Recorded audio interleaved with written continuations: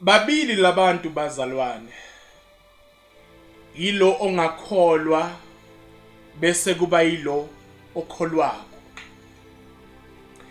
Lo ongakakholwa uyangena einkingeni abe nazi inkinga. Lo okholwako naye uyangena einkingeni naye unazi inkinga. Bobabili labantu bayangena einkingeni, bobabili labantu bayaba nazi inkinga. Okholwako uyangena einkingeni abe neinkinga, ongakholwa uyangena einkingeni abe neinkinga. Bobabili labantu.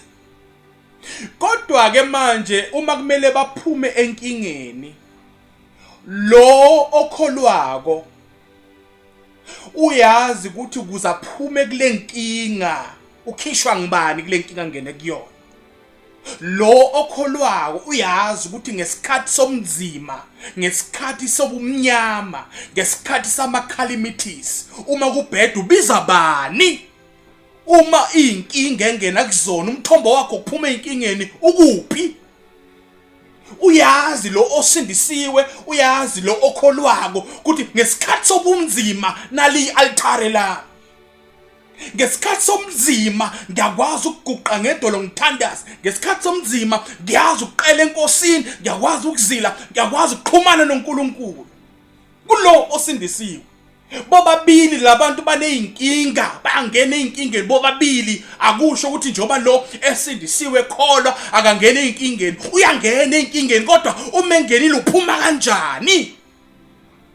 Uma sifunda lapha incwadi kaJoshua chapter 1 verse 9 ngesingisi lithi, I have not commanded you to be strong and courageous. Do not be frightened and do not be dismayed, for the Lord your God is with you wherever you go.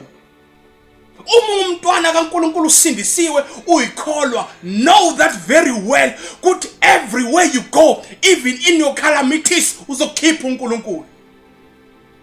Uyakholwa wena ngesikhathi seyinhlupheko ufuna ulazi altare lakho la uguqa khona uqela khona izinto zakhe enkosini. Yabafikela lento oShadrach, Meshach noAbednego bethi besakwa emlilweni kodwa babekholwa ukuthi noma ningasifaka emlilweni kodwa uNkulunkulu siyamazi uzosikhipha emlilweni.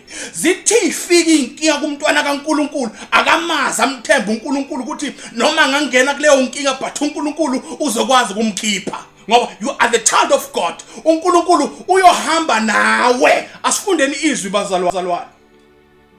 John chapter 16 verse 33.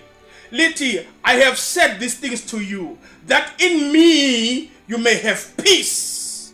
In the world you will have trouble, but take heart, I have overcome the world. Kuye, in him sinokuthula. That is the benefit. Yokuthi ungumzalwane ungene einkingeni. You know what in him we find peace. Inkinga ziletha ukuthi singabi nokuthula, but because we are in him, uma sikuye sithola ukuthula, uma sinaye sithola ukuthula. Ekuthuleni we gain abilities to solve the problem because he gave us strength to solve our problems. Babili abantu bazalwane, bobabili bayangena einkingeni kodwa manje baphuma kanjani bobabili labantu?